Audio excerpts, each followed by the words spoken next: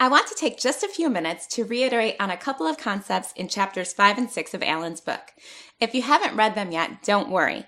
This will also work as an introduction for you. So chapter 5 starts out by sharing the 3 priorities for training success. I want you to make this into a poster, really, and every day come into work and read that poster out loud. Before you start a design, read the poster out loud. When you are reviewing something you've developed, like a course, read it aloud. Ensure learners are highly motivated to learn, guide learners to appropriate content, and provide meaningful, memorable, and motivational learning experiences.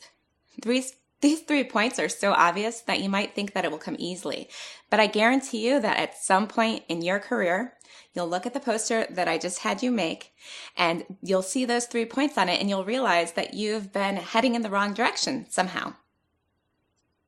I literally just got off the phone with an old student who is currently working as an instructional designer in healthcare. She was given 75 hours of instructor-led training coursework that she needs to turn into e-learning, and she's feeling obviously overwhelmed about how to break up the content and get started. And her question to me was, how do I get all that content into e-learning? And guess what I told her? You can probably guess. Back up and slow down. So we started with the basics from last week. What was the problem she was solving for? What does success look like? And why is e-learning the appropriate mode for learning? And then we talked about Alan's 3 priorities. We used this to strategize how we would organize the content and what it would look like. So the first one was, what motivates the learner? And she actually had a lot of information about the learner demographics, what sort of work they do, and why they would want to take this class in the first place. Because they have to. But then I asked her, what goals do they have? What is their least favorite part of the job? And what have they needed learning support?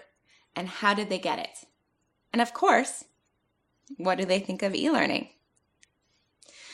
So what does the learner need to know or learn? This will help you determine the appropriate content. When dealing with a lot of content, it might seem overwhelming, so you might want to look at breaking it up into different ways. One of my favorite ways is, what does my learner need to know right now? What will they need to know in the next 2 weeks, 3 months, 6 months, 1 year? Meaningful, memorable, and motivational. This really ties it all together.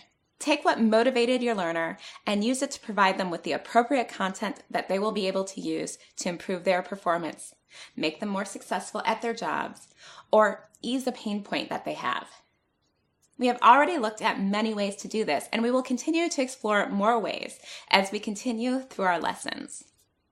The easiest, low-tech ways to get these 3 M's is by presenting the learner with a situation where they need to know the content, providing them with the content, and then allowing them to somehow use that content and knowledge to practice on their own.